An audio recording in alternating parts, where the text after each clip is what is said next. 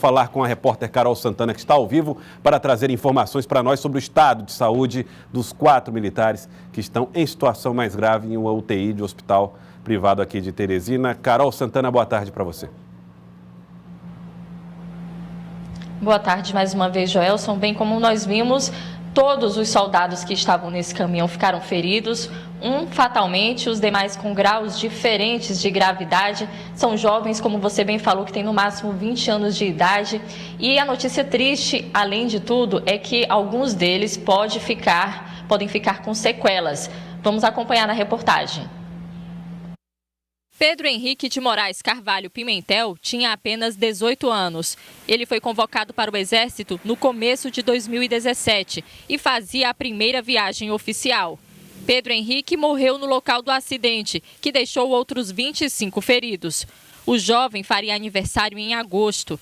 No velório realizado na capela do 25BC, além da família, compareceram colegas do 2º Batalhão. O enterro está marcado para as 4 horas da tarde desta segunda-feira. Ninguém quis se manifestar sobre o ocorrido. Logo após o acidente, na tarde de domingo, as vítimas foram atendidas em hospitais da região norte do estado. Em seguida, transferidas para a capital.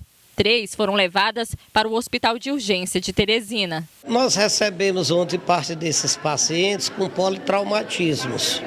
As condutas iniciais de investigação e de estabilizações do quadro foram feitas na hora que eles chegaram. Pela parte que a gente examinou, os exames realizados aqui, eles tinham já uma condição clínica estável quando da sua transferência. Então, o risco de morte é bem menor. Ainda na noite do domingo, todos os pacientes foram transferidos para um hospital particular no centro de Teresina. 12 receberam alta, 13 continuam internados, sendo 4 em estado mais grave. Eles sofreram traumas na região da cabeça, respiram com a ajuda de aparelhos e estão sedados. Não há previsão de alta da unidade de terapia intensiva. Olha, Joelson, a notícia que nós recebemos agora há pouco, atualizando essa situação, é de que, na verdade, 5 estão internados em UTI. 1 em um hospital particular e os outros 4 nesse onde nós estamos agora. Aqui pertinho de nós fica a unidade de terapia intensiva, que é coordenada pelo Dr. Marcelo Burlamarque, neurologista, coordenador da UTI, como eu disse. Qual é a situação deles nesse momento? Eles foram transferidos ainda ontem para cá. O que aconteceu de lá até agora? Boa tarde. Boa tarde, Carol, Joelson e telespectadores do Jornal do Piauí.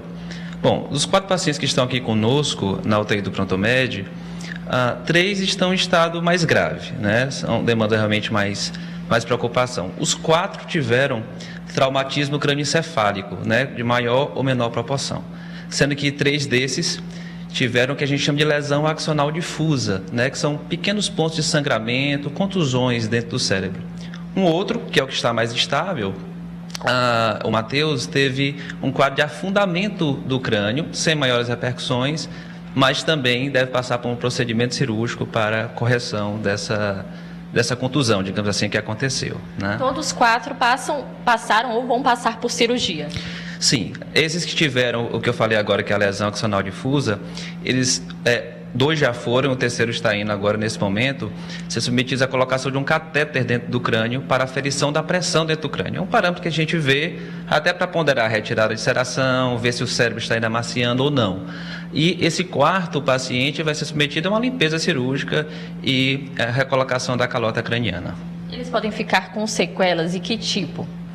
Olha, Carol, é cedo para falar de sequelas, né, em si. Assim, pelo grau da lesão que a gente viu pela tomografia, a possibilidade é grande, né?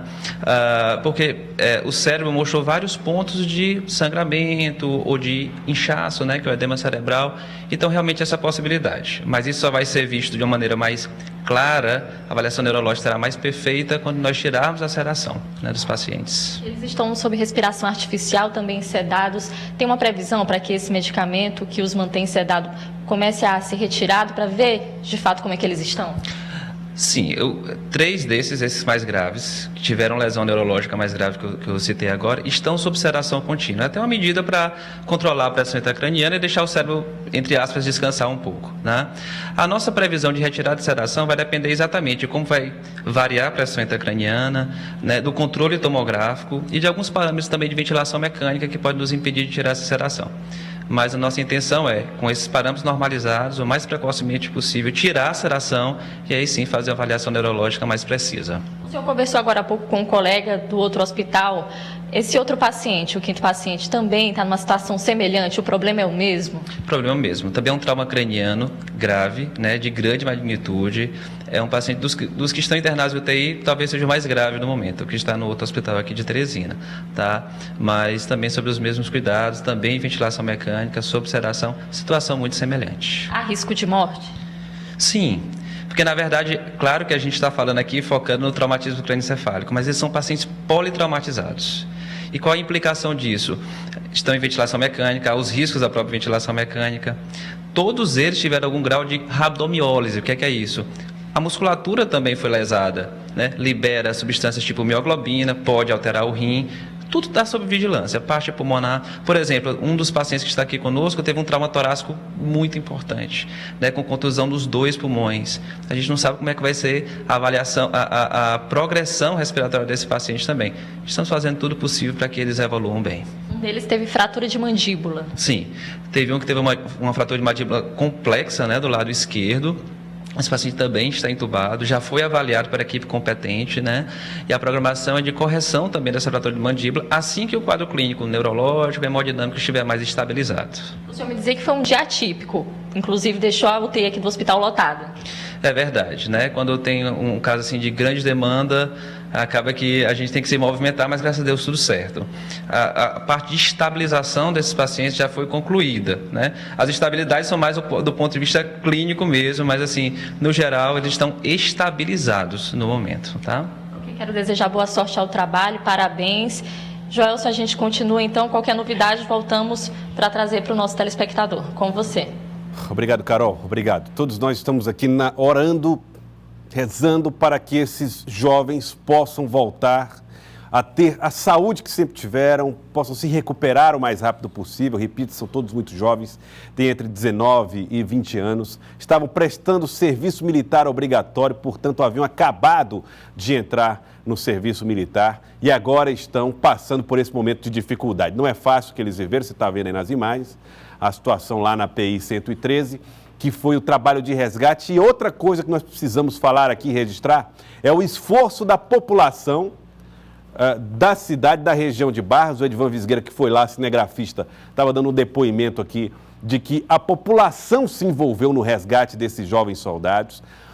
Todas as pessoas que estavam ali no entorno, também para sorte desses jovens que se acidentaram, eles estavam em comboio, portanto havia uma viatura do Exército à frente, havia outra viatura atrás, uma ambulância do Exército, olha a sorte também, que ajudou nesse resgate, com um sargento que é um sargento técnico de enfermagem. Então isso já foi, o primeiro atendimento evidentemente já foi dado por esse técnico de enfermagem, que é um sargento, portanto um praça também do Exército Brasileiro, que prestou socorro a essas vítimas. Agora, o que fez a diferença para a sobrevivência desses jovens, de fato, foi a solidariedade. A maneira como a população da região de Barras, dos hospitais que receberam esses jovens, como foi o caso de Esperantina, como todos se envolveram para salvar a vida, para dar conforto àqueles que estavam em situação mais grave, para atender as pessoas que estavam chegando ali precisando de atendimento. Exemplar o comportamento do cidadão,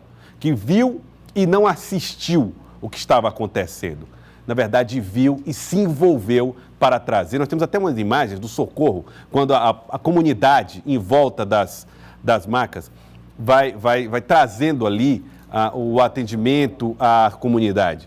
É um momento importante das pessoas se darem as mãos para ajudar no salvamento da vida desses jovens, que estavam ali prestando um serviço militar, prestando serviço a nós, à sociedade, vestindo a farda dessa instituição tão respeitada por todo mundo, que é o Exército Brasileiro.